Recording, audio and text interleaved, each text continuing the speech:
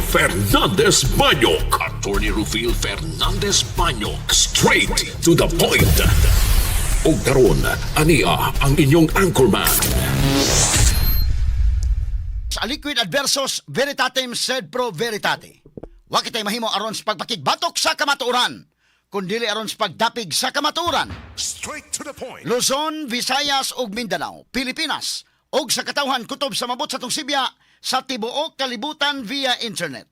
May buntag ug kumusta live gikan sa Queen City of the South, Cebu City, Philippines. Welcome nining atong tulumanon ug inyong tulumanon. Straight to the point. Kini po niyo boss kalagad sa kahanginan sa kasamang Rufil Fernandez Banyok. Maoy pa dayon makiguban kaninyo nining laing adlaw sa atong pagpakigbisog. Adlaw karon may galang nga Sabado ug pitsa 21 na. Buwan karon may galang sa Pebrero tuig 2026. Straight to the point. Sa gihapon natagan tagpagtagan ng mga issues nga may labot ang lungsod. Nagbagang mga expose, nagunang mga reports. Dinhi lamang gyapon mga higala sa atong pagaban-uban nining atong tulumanon ug inyong tulumanon. Straight to the point. Nagunas na may iskutanan karon nga buntaga mga kaigsunan. Hustisya maoy singgit sa inahan sa 12 anyos nga babaeng tinunan nga si Crystal Joy Abarquez nga napalgan nga wa nay kinabuhi. Didto gihigot mahigala sa kakahoy sa may bukirang bahin, kalibunan nga bahin sa Dakbayan sa Toledo. Straight to the point. Ang suspect nga uyuan usab sa biktima na akaron sa kustudiya sa kapulisan, nasayran nga dunay giatubang nga kaso nga pagbinastos ngadto sa mga batang babae. Straight to the point. Naa na rin kini adto mahigala dunay kaso nga binastos. Ato ni hatagag pagtagad lubutaga sa atong pagban-uban mga kaigalaan ning atong tulumanon ug inyong tulumanon. Straight to the point. Gawas pa mahigala na suta nga duna di ay mahigala ni inter di ay puning tawhana. Ha, ni inter ning tawhana mga sukit tig paminaw. Straight to O the point. siguro wa ni sa saktong panghuna-huna. Tagatanig pagtagad lubutaga mahigala kay namalik naman sa ni mga dagha mga adik karon. Ha, nining nga mga panahon na mga sukit tig paminaw mo ni dapat nga limpyuhon sab. Og unsay pamaagi mahigala sa present administration nga makontrolar mga higala. Ay daghang mabiktima ini kung mamalik ni mga adik. Daghan mabiktima mga kaigsunan na nga atong mga inosente in taon nga mga kaigsunan. Straight to the Kaya point. pagtagad lubutaga sa atong pabanuban mga kaigalaan ning atong tulumanon ug inyong tulumanon. Straight to the point. Samtang sa pikas nga bahin, Konsihal Winston Pipito supakon matud pa ang ordinansahon nga magsilot sa mga imnanan nga magpatuyang og baligya og mga ilimnon sa ilang customer nga klaro na ang hubog. Straight to the point. Dunay plano ini mga kaigalaan nga maghimo nini mga ordinansa para dili magkapatuyang labi na kanang mga estudyante, labi na kanang mga batan-on pa. Kay delikado mga higala nga makabiktima mga kaigsunan kay mang drive para ba nang uban ni kahuman ug inom. Unya mapahisama mahigala adto nahitabo ni Sean Pajarillo nga nakabangga mahigala og views nga sakyanan og human na hit and run mga kaigalan ug hanto nakabangga og nakapatay og usa ka batan-ong entrepreneur. Straight to the point. Mao na nga Kingston Ordinance ang pagahimuon mahigala. Pero unsa may nabutang sunahon ni Pipito day? Nganong iya mang supakon kini mong ordinansa? Unsa may nakaon ni Konsehal Pipito? Straight to the point. Kanto nagpagtagad karon butaga mga kaigalaan kay ang nakanahon na ini mauto si Konsehal Harold Go. Mao ni day? Si Harold Go no? Ato ni tagay pagtagad mga kaigalaan kay ang gusto ni Harold Go nga kanana ang dunay pagkontrol diri pa lang sa tindahan. Labi na kana mga batan-on mga sukit di paminaw nga naaga inom-inom, kanang maklaro nimo ng mga estudyante pa, mga batan-on pa, wa pay mga trabaho, mga estudyante pa nga gatagay-tagay nga hubog na, do na rabay mga labi na mga rich kid, do na mga higalay mga sakyanan, inikahuman mo to nahitabo to Pajarillo. Bisag hubog na kayo la tunulan og imnonon hantod mga kaigalaan nga hubog na kayo nakabangga na hinuon mga sukit tig paminaw. So ang gusto mga kaigalaan ni Konsehal Go nga maghimo sa ordinansa giganlan og Kingston Ordinance nga hasta ni mga tindahan mo kontrolar sila mga higala pagpamaligya nini mga ilimnong makahubog ngadto sa mga makita nilang nangahubog na. Straight to the point. Pero si Konsehal Winston Pipito matud pa iyang supakon kining maong ordinansa. Straight to the point. Unfair daw nga ang accountability ibalhin ngadto sa mga business owners.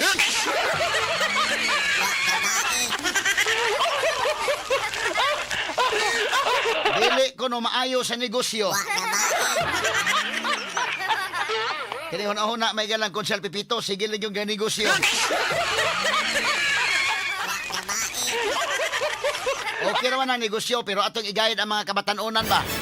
konsihal Pipito, no? Ato igay na mga kabatanunan nga kanang hubog na kaayo, di na natagaag ilimnon. Mao ni mga higala ang plano sa Kingston Ordinance. Atong huwaton mahigala kanos sa mapasar ni maong ordinansa kay supakon kuno mahigala ni konsihal Winston Pipito. Sa bakay nakaon ni konsihal.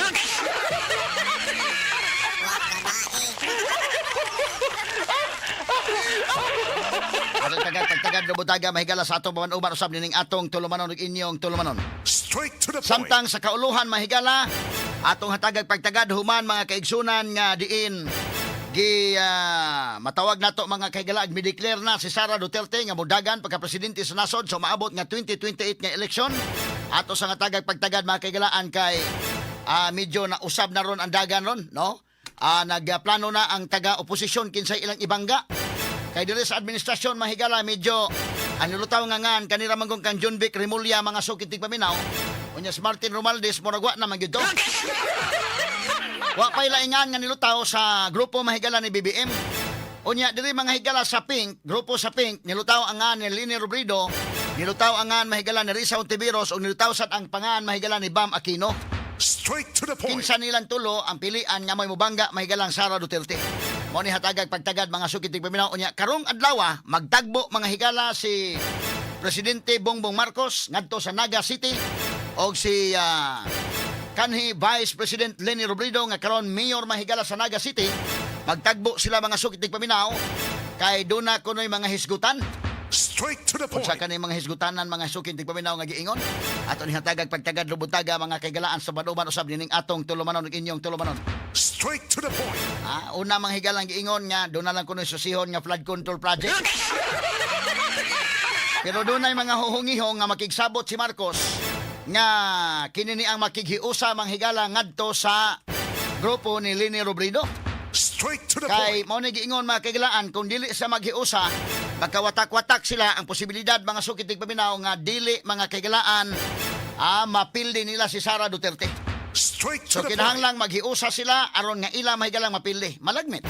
Ato ni hatagag pagtagad karon mga sukitig paminaw ngani gi-float sa mahigala ang pangan ni BBM. Pwede po nga si Leni may mudagag presidente si BBM may vice. Mao ni gibutyag mga kaigalaan. So magsanib puwersa karon ang Pink mga higala, ang liberal o ang administrasyong Marcos. Straight to the Ang point. pangutana malig-on ba ang ilang grupo? Malagmit. Kay mag-ipon man silang duha mga sukitig paminaw. Pero ang pangutana sad mga kaigsunan di ba ka ma-turn off sa ang uban nga mga dunay mga prinsipyo mga higala nga naa sa Pink nga milaban. Straight to the point. Ato sa nihatagag pagtagad lubutaga sa atong pabanuban mahigalan ning atong tulumanon ug inyong tulumanon. Straight to the point. Samtang sa pikas kabahin mahigala ato sa ning pasundan ron no. Kay within today mga higala ato ning sundan kining mao mga panghitabo mga sukid tig paminaw. Straight to the Ug point. unya ang ato sa balikan mahigala ang paghisgot labot ining hitabo sa Toledo City kay dako kini nga maong insidente mga kaigalaan mao na ni resulta na lagi ni pagbalik ini mga drugas mga kaigalaan. Kining grabbing drugs na karon nga namalik mga sukid tig paminaw. Siging gamit mga higala ni mga adik. Mao na nga dunal po'y daghan nga mga inosente nga mga maapektaran aning kalakiha karon. Ato ni hatagag pagtagad mga sukid tig paminaw gumikan kay kinini ang nagsinggit og hustisya ang pamilya mga higala ni Joy Abarquez. Kining 12 anyos mga kigilaan grade 6 nga estudyante nga nawa mga kigilaan February 11 nawa sa ila mga kaigsunan unya nakit-an na lang mga kigilaan nga wa nay kinabuhi in town.